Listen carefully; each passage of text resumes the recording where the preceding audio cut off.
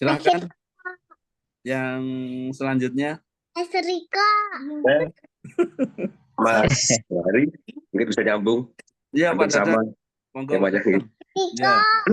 Iya. Tapi ini Mas, waktu tadi nyetir itu kok apa ya, terlintas gitu loh. Ternyata pas mau Zoom, ternyata temanya yang pertama Pak siapa tadi kok hampir sama dengan saya terkait toko. Cuman beda tipis gitu. Nah, gini, sempat terpikir ya Pak. Toko saya kan memang sudah apa ya, sudah tidak pernah saya kunjungi sih, sudah dikatakan autopilot ya. Tapi saya ada kontak ingin, kan memang terkenal di paling rame gitu kan. Cuman saya ingin duduk lagi di situ terus merasakan keramaian itu. Wow, itu bisa membantu ya Mas ya, mungkin Membantu, kan mungkin sangat bisa lebih membantu. rame. Jadi Bisa membantu ya. ketika sampean ke sana rasanya nggak nyaman ya berarti sampean sadari. Ketika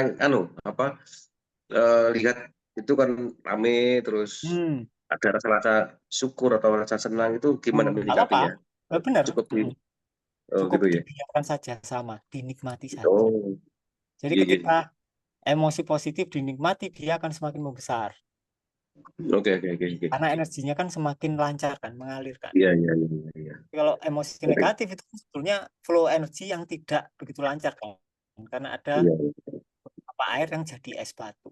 Sehingga sensasinya di badan nggak enak. Sensasinya kayak dadanya sesek, lehernya tegang, dan lain-lain. Ketika energi sensasi itu yang tidak enak dinikmati total ya hilang. Kalau yang energi yang tadi yang apa ya, rasa syukur, terus kita senang itu cukup kita sadari terus itu ya kita. Ya dibiarkan. Cukup dulu. Oke. Dinikmati saja. Siap. Terima kasih. Siap. Monggo lanjut. Sama-sama. Ini dari Pak Ali Mas Un dari Gresik. Jadi Mas Riko, cara membedakan keyakinan diri palsu atau dari insight. Maksudnya keyakinan bisa bayar atau keyakinan merasa keberlimpahan. Maksudku ciri keyakinan palsu itu yang seperti apa, Mas? Intinya itu nggak ada keyakinan palsu atau keyakinan asli. Yang jadi masalah adalah keyakinan itu berasal dari mana? Berasal dari data lama atau berasal dari yang baru? Kalau data lama kalian sudah baik-baik saja, nggak ada masalah. Misal contoh, kalian lahir di keluarga kaya raya, otomatis ketanam keyakinan yang berlimpah, nggak ada masalah. Ya kan? Masalahnya, tradisi kita dan masyarakat sekitar menanamkan tradisi scarcity atau kelangkaan. Ya pasti pikiran-pikiran kita, emosi kita juga terkait dengan sudut pandang. Jadi kalau kalian ingin berutang rasanya nggak nyaman, ya yang disadari rasa nggak nyamannya. Kemudian kalian berutang, pikiran kalian ramenya nuansa yang nggak enak, ya disadari nuansa nggak enak. Itu. Jadi kalau mau lebih aware, jadi pikiran itu adalah manifestasi pertama kita. Oke, jadi pikiran adalah manifestasi pertama kita. Manifestasi kedua adalah realita. Nah, tergantung kalau pikiran kalian buruk ya berarti sumbernya kan berarti pendaman kalian atau emosi negatif. Jadi yang dibenerin bukan pikirannya tapi adalah pendamannya yang terkait. Jadi jangan berusaha memusuhi pikiran maupun emosi yang terkait. Gampang kalau ini. Maksud saya begini Mas Riko. Maksud saya itu yang awal-awal dulu itu kan waktu hutang itu kan ada yang dijaga istilahnya. Ada keyakinan bisa nyicil. Nah, meskipun jatuh bangun akhirnya juga lunas juga. Lah, akhir-akhir ini saya niat berhutang itu sing dijaga itu nggak ada, tapi keyakinan itu seakan-akan yakin gitu.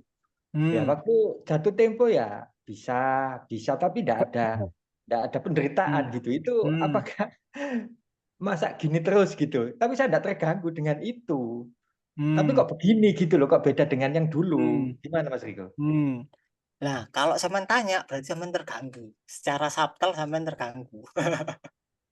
Iya. Intinya kalimat yang benar adalah aku menyadari alimaskun yang sedang terganggu dengan fenomena tertentu. Jadi sampean Ya. harus menyadari alimaskunnya. Ya, gitu. Aku jadi Itu diri. perlu disadari. Jadi kalau secara fenomena aslinya nggak ada yang benar dan salah, cukup disadari aja. Kalau disadari arahnya akan semakin bagus. Intinya gitu doang. Biasanya keraguan atau rasa terganggu itu mungkin munculnya dari identitas lama. Ketika kita mulai geser frame nih, identitasnya mulai ganti nih, kan nggak sesuai sama yang dulu kan, nggak familiar gitu loh wilayahnya. Contoh lain yang paling gampang gini lah. Misal ada seorang wanita mengalami KDRT, kemudian dia letting in, besoknya atau seminggu setelahnya dia dicerai sama suaminya. Oh. Otomatis kan dia berada di wilayah yang tidak familiar kan. Nah, kalau ia mengiyakan, ngeflow aja, mungkin dia akan ketemu orang baru. Tapi kalau dia tidak mengiyakan flow-nya semesta, ya dia balik ke identitas lama, dan realitanya ya balik ke realita yang lama. Jadi harus Ya. diiyakan. Berarti saya harus mengakui aslinya saya itu terganggu. Cuma mungkin Terganggu. nguat-nguat no gitu paling. Nah, itu. Jadi perlu disadari alimaskun yang terganggu. Bukan Siap. sampean kan yang terganggu kan, tapi alimaskun yang terganggu. Diri pribadi. Oke. Makasih. Makasih Mas Riko, paham. Riko mau tanya, Monggo. ini apa namanya ini? Sekarang ini kan kayaknya itu secara PPLR itu kok usaha kerjaan tuh mudah gitu. Tapi saya takutnya saya gini, karena saya takutnya kalau sekali mudah nanti pas jelbek kayak kena masalah gitu loh, Mas Riko.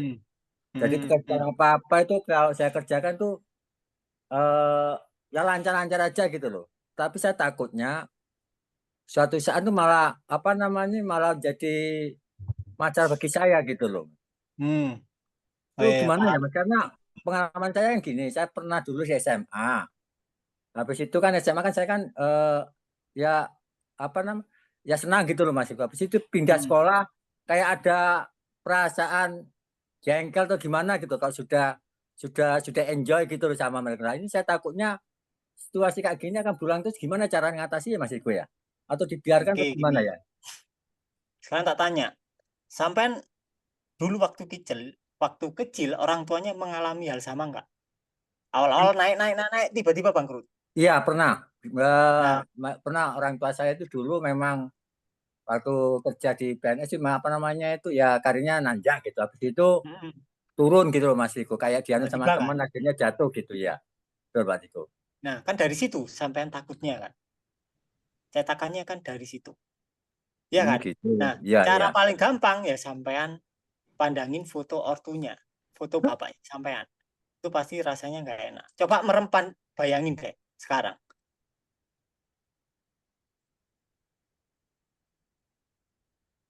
Familiar nggak rasanya? Iya, yang dada yang sesek gitu Pak Siko. Familiar nggak? Sama kayak sampean ketakutan waktu kerja nggak? Enggak, cuma takutnya kalau suatu saat akan kayak gini lagi gitu loh Mas Siko. Sama-sama ketakutan kan? Sama kan hasilnya rasanya kan? Iya. Nah, ya itu harus dialami total. Ketakutannya atau anunya gimana Pak Siko dalam totalnya itu? Misal sekarang kan sampean bayangin wajah bapaknya kan? Iya. Perasaan sampean gimana?